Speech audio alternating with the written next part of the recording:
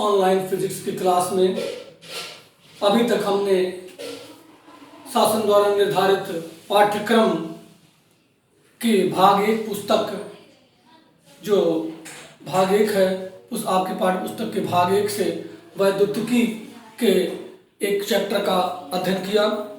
उसी पाठ्यक्रम के अनुसार अब हमें पाठ्य पुस्तक के द्वितीय भाग यानी द्वितीय पाठ्य पुस्तक से किरण प्रकाशिकी एवं प्रकाशिक यंत्र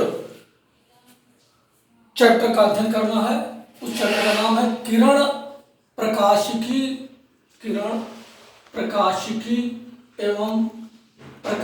यंत्र।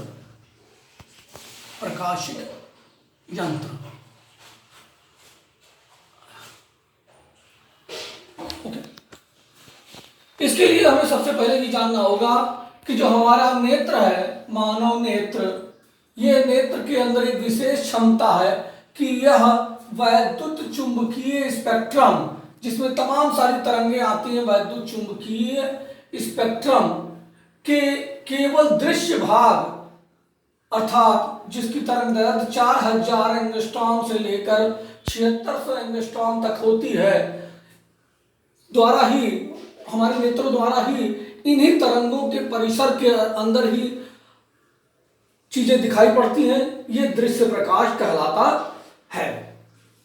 सामान्य रूप से हम कहते हैं प्रकाश बहुत अधिक तीव्र गति से चलता है, प्रकाश सीधी रेखा में चलता है। और बहुत दिनों बाद हम ये जान पाए कि निर्वात का अर्थ होता है जहां पर हवा भी ना उपस्थित हो। निर्वात में प्रकाश की चाल 3 × 10⁸ मीटर पर सेकंड पाई गई। निर्वात में प्रकाश, और यह चाल ब्रह्मांड में सर्वाधिक चाल होती है। और इस प्रकार हम पाते हैं कि अगर कहीं पर प्रकाश चल रहा है तो वो प्रकाश एक पुंज के रूप में चल रहा है और उसके मार्ग को हम किरण के द्वारा प्रदर्शित करते हैं। यहां पर हम सर्वप्रथम अध्ययन करेंगे प्रकाश का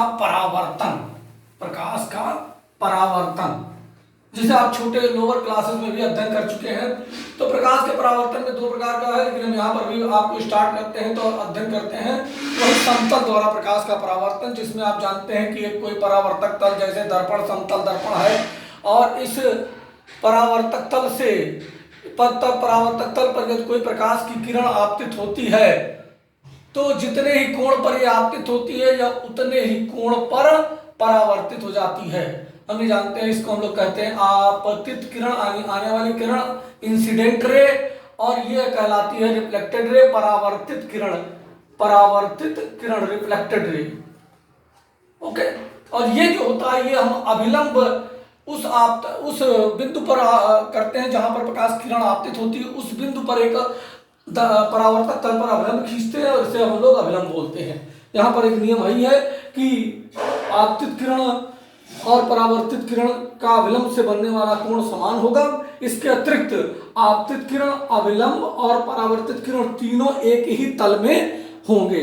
ये आपके प्रकाश के परावर्तन का सामान्य परावर्तन का नियम है। हम यहाँ आगे बढ़ते हुए देखेंगे गोलीय दर्पणों पर प्रकाश का परावर्तन।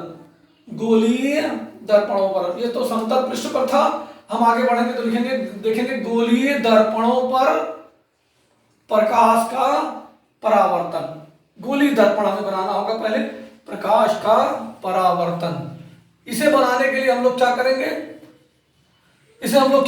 एक कांच का खोखला गोला लेंगे, एक कांच का खोखला गोला, और इस गोले के भाग को हम किसी भी एक समतल द्वारा कहीं भी कट कर लेते हैं, कहीं भी एक कट कर लेंगे तो ये जो भाग निकल कर आएगा आपके सामने, ये भाग जो सामने आएगा कट करने के बाद ये भाग को हम लोग इस्तेमाल करेंगे। और इस भाग को इस्तेमाल करने के लिए हम ये एक गोलीय भाग बनेगा, और इस गोलीय भाग को इस्तेमाल करने के लिए यदि हम किसी भी एक तरफ पॉलिश कर देते हैं तो इसका दूसरा तल परावर्तक हो जाता है।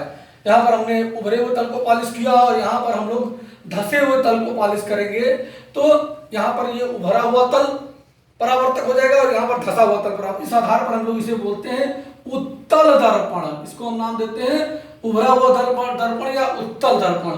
और ये कहलाता है अवतल दर्पण। ये इनके विशेष गुण होते हैं, इनके गुणों के आधार पर हम इनका वर्णन करेंगे।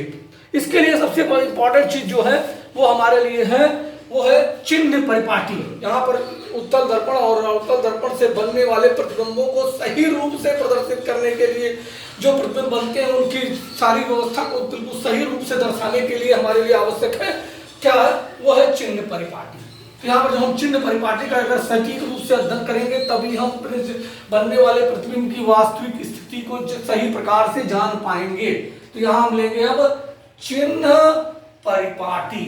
चिन्ह परिपाटी में क्या है, चिन्ह परिपाटी में क्या है, हम लोग कुछ नियम कानूनों के आधार पर किसी दर्पण से, किसी गोलीय दर्पण से बनने वाले प्रतिबिंब का अध्ययन करते हैं। इसमें सबसे सर्वप्रथम गोलीय दर्पण अगर हमने लिया, यहाँ पर हमने मान लिया अवतल दर्पण लिया है, तो इसकी जो मध्य भाग हुआ इसको हम लोग ध्रुव बोलेंगे, ध्रुव। और इस ध्रुव के गुजरने वाली रेखा जो क्षैतिज रेखा होगी उसे हम लोग मुख्य अक्ष बोलेंगे, मुख्य अक्ष। अब निश्चित रूप से कोई वस्तु है तो वस्तु को एक कन्वेंशन बनाया गया है, वस्तु सदैव बाईं ओर रखी जाएगी, वस्तु बाईं ओर, ये एक नियम बनाते हैं हम लोग। इस नियम के आधार पर जब हम काम करते हैं तो हमारा काम सही से जाता है, बाईं ओर रखी जाएगी। और अब ये आपतित किरण हो गई, आपतित किरण, ठीक है ना, आपतित किरण। और इससे बनने वाला प्रतिबिंब ऊपर भी हो सकता है, नीचे भी हो सकता है। यदि ऊपर बनता है तो ये ऊपर वाली दूरियां धनात्मक ली जाएंगी, ऊपर वाली दूरियां धनात्मक ली जाएंगी, और नीचे वाली जो दूरी हम नापेंगे मुख्य अक्ष से वो ऋणात्मक ली जाएंगी। ये एक विशेष प्रकार पहले चिन्ह परिपाटी हुई, ऊपर और नीचे की दूरी। इसी प्रकार आपतित किरण की दिशा में यानी इस तरफ जो दूरियां नापेंगे वो धनात्मक होंगी। और एक बात और है, सारी दूरियों को हम ध्रुव से ही नापते हैं। जो दूरियां यहाँ से नापेंगे चाहे वो एक्स अक्ष की दिशा में या वाई अक्ष की दिशा में, वो हमेशा ध्रुव से ही नापी जाएंगे। ध्रुव के मुख्य अक्ष है तो मुख्य अक्ष से नापी जाएंगी। तो ध्रुव से नापी गई दूरियां जो आपतित किरण की दिशा में नापी जाएंगी वो धनात्मक, और जो आपतित किरण के विपरीत दिशा में नापी जाएंगी उन्हें हम ऋणात्मक लेंगे, उन्हें हम ऋणात्मक लेंगे। इस प्रकार से हम इस चिन्ह परिपाटी का ध्यान रखते हुए यदि हम काम करेंगे तो हमारा जो प्रतिबिंब प्राप्त होगा उसकी स्थिति, उसकी ऊंचाई, उसकी क्या कहा जाए कि वो सीधा बना है या उल्टा बना है, ये सारी रूप को हम सही रूप से जान पाएंगे। तो आप इस चिन्ह परिपाटी को विशेष रूप से ध्यान दे लेंगे, इस चिन्ह परिपाटी का अध्ययन कर लेंगे, क्योंकि आने वाले लेक्चर्स में जब हम इन चिन्ह परिपाटी को लेकर के आपको तमाम सारे बनने वाले प्रतिबिंबों का वर्णन करेंगे तो वो सही प्रकार से जानना होगा।